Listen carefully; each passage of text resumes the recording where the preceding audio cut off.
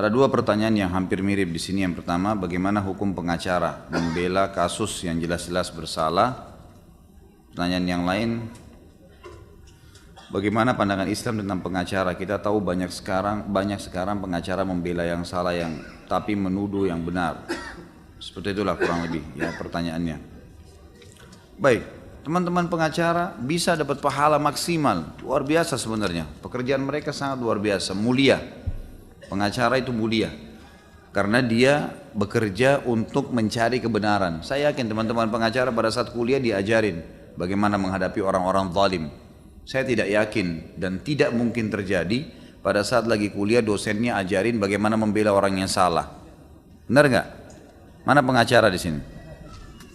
Masya Allah. Cukup Pak Yoyo. Jadi kerjaan mereka mulia. Asal memang diposisikan yang benar. Jangan terima kasus yang jelas-jelas orang salah minta dibela. Karena dia zalim, kita dukung berarti kita juga zalim, kan gitu. Tapi ada orang-orang yang terzalimi, butuh bantuan, bantu mereka.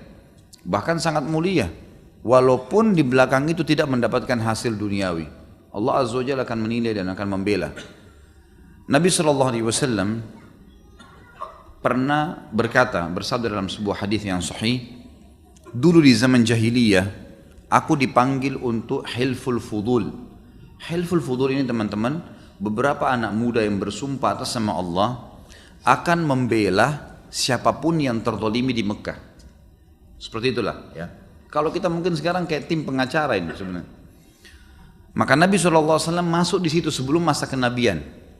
Jadi dulu orang-orang Quraisy ini suka melihat kalau ada pendatang-pendatang musim haji, orang yang nggak jelas dari suku mana, dia tidak banyak, cuma berapa orang, nggak ada yang bela. Maka pemimpin-pemimpinnya ini, kepala sukunya zalim. Mereka suruh budak-budaknya rampas secara paksa. Ambil secara paksa, ambil. Diambil hartanya, diambil semua, diusir dari Mekah. Seperti itu, tidak ada yang berani melawan. Maka anak-anak muda ini bentuk tim tadi ini, namanya Hilful Fudul. Kata Nabi SAW, dan Nabi termasuk di situ ya. Jadi kalau ada orang terzalimi, mereka yang datangi rumahnya si kepala suku itu, anak-anak muda ini bawa pedang. Pokoknya akan menyerang rumah ini kalau seandainya mereka tidak, ini orang-orang ini tidak kembalikan haknya pendatang-pendatang. Akhirnya banyak pendatang ke Mekah yang merasa aman dengan itu, dengan Hilful Fudul. Apa kata Nabi SAW? Dulu di masa jahiliyah, aku dipanggil untuk mendukung Hilful Fudul tadi, sumpah untuk membela orang yang terzalimi. Kalau di dalam Islam aku dipanggil, maka aku akan menjawabnya. Sekarang setelah turun wahyu, aku diminta, aku akan lakukan. Artinya kita boleh membela, memang malah ada tim di sini, kesannya kayak tim ya, yang membela orang-orang yang sedang terzalimi. Jadi pekerjaan itu mulia sebenarnya, mulia. Asal dia tempatkan pada tempatnya. Tapi kalau kayak tadi pertanyaan dua-duanya ini mengatakan, kesannya langsung menyudutkan teman-teman pengacara, mengatakan bahwasanya ya tidak bisa karena mereka membela yang salah. Nah ini pengacara yang salah, nggak boleh memang gitu kan, dia zalim. Banyak ya, hati-hati teman-teman pengacara sini kezaliman.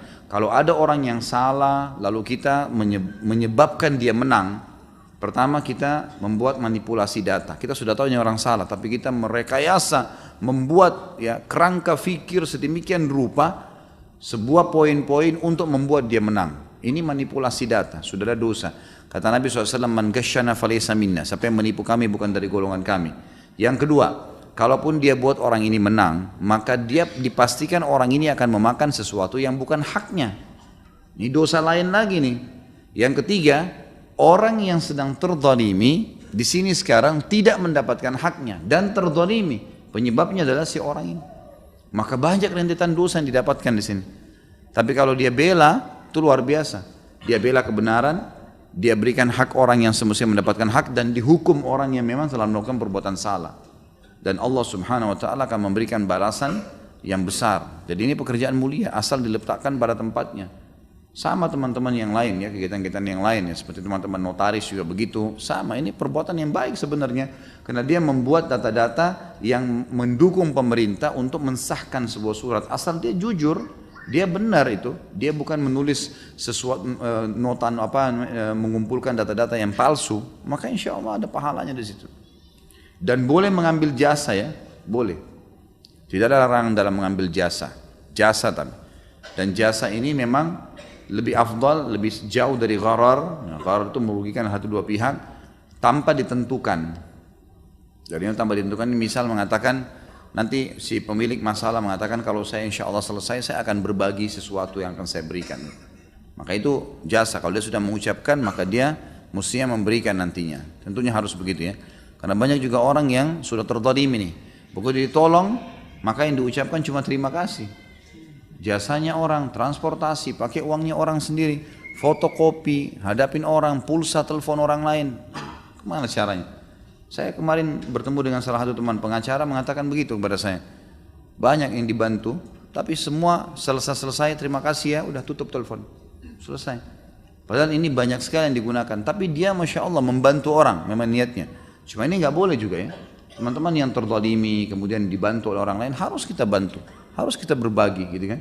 Karena kata Nabi SAW, siapa yang berbuat kebaikan buat kalian, maka balas dia yang setimpal dengan perbuatannya, sesuatu yang dia lakukan, kasih gitu kan.